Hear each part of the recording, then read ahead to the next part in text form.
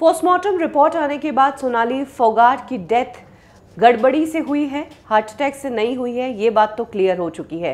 Police ने भी माना है कि ये हार्ट अटैक तो नहीं, हत्या है, इसीलिए हत्या का मामला दर्ज कर दिया है सोनाली फोगाट के मैनेजर पर, उनके पीए पर।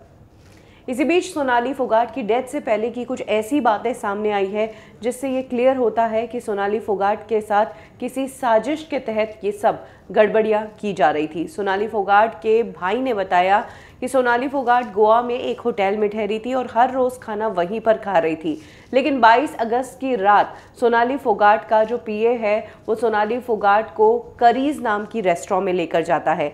कहा जा रहा है कि वहां पर सोनाली फोगाट की तबीयत बहुत ज़्यादा बिगड़ गई थी। तबीयत बिगड़ने के बावजूद सोनाली फोगाट का मैनेजर सोनाली फोगाट को हॉस्पिटल नहीं लेकर गया और रेस्टोरेंट के वॉशरूम में ही 3 घंटे तक सोनाली फोगाट को लेकर बैठा रहा। अगले दिन सुबह सोनाली फोगाट के परिवार वालों ने जब मैनेजर सुधीर सांगवान को पूछा कि तुम उसे हॉस्पिटल क्यों नहीं लेकर गए जब रात को उसकी तबीयत बिगड़ी, तो सुधीर सांगवान ने कहा कि क्योंकि सोनाली की ड्रग ओवरडोज हो गई थी और वो एक सेलिब्रिटी है, इसीलिए हॉस्पिटल ले जाते तो बात मीडिया में जाती, इसीलिए उसको हम हॉस्पिटल नहीं लेकर गए।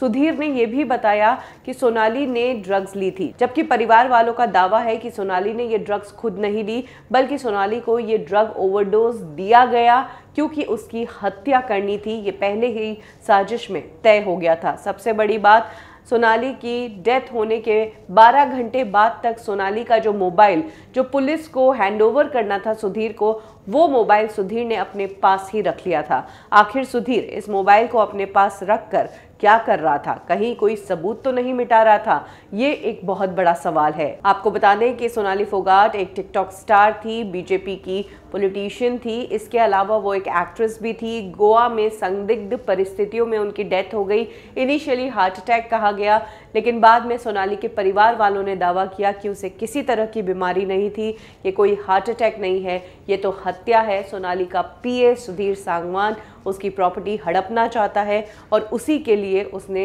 राजनीतिक षड्यंत्र के तहत हमारी बच्ची को मारा है।